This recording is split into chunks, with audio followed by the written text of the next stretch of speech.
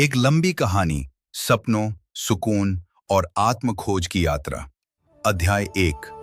थकी हुई आंखें। आरव की आंखों के नीचे काले घेरे अब उसकी पहचान बन चुके थे। शहर की भागदौड़, दफ्तर की जिम्मेदारियां और भविष्य की चिंता सब मिलकर उसकी नींद छीन ले गए थे। हर रात वो बिस्तर पर लेटता, छत को घूरता और सोचता, आखिर नींद मुझसे नाराज क्यों है।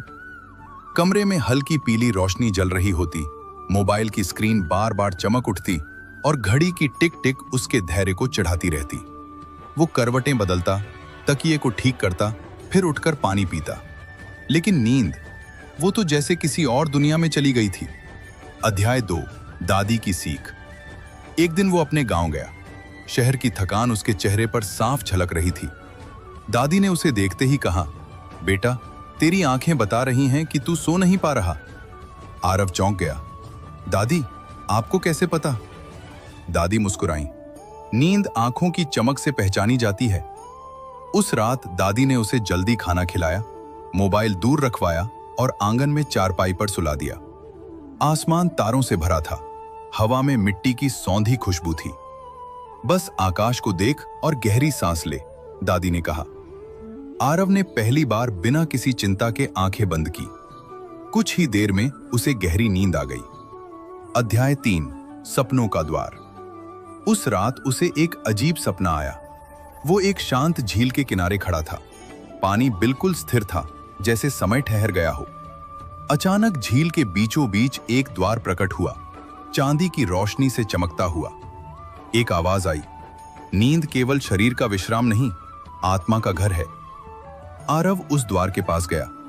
जैसे ही उसने उसे छुआ, उसे अपने बचपन की यादें दिखने लगी। माँ की लोरी, स्कूल के दिन, दोस्तों के साथ हंसी।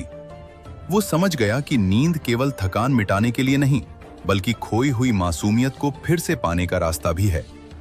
अध्याय 4। शहर की वापसी। गांव से लौटते समय आरव ने तय किया कि वह अपनी दिनचर्या बदलेगा।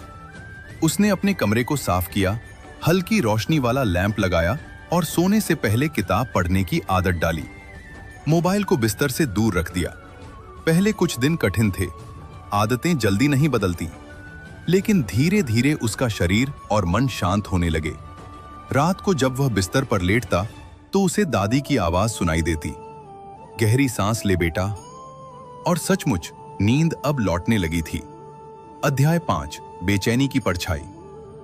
एक दिन दफ्तर में बड़ी समस्या आ गई। प्रोजेक्ट असफल हो गया और बॉस ने डांट लगाई। उस रात फिर से पुरानी बेचैनी लौट आई। आरव समझ गया, नींद केवल बिस्तर या अंधेरे से नहीं आती, बल्कि मन की शांति से आती है। उसने डायरी लिखना शुरू किया। जो भी चिंता होती वो कागज पर उतार देता।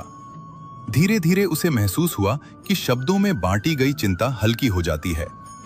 अध्याय 6। नींद की देवी। एक रात उसे फिर सपना आया। इस बार एक उजली आकृति उसके सामने खड़ी थी। मैं नींद हूं, उसने कहा। तुम मुझसे क्यों दूर चली गई थी? आरव ने पूछा। नींद मुस्कुराई।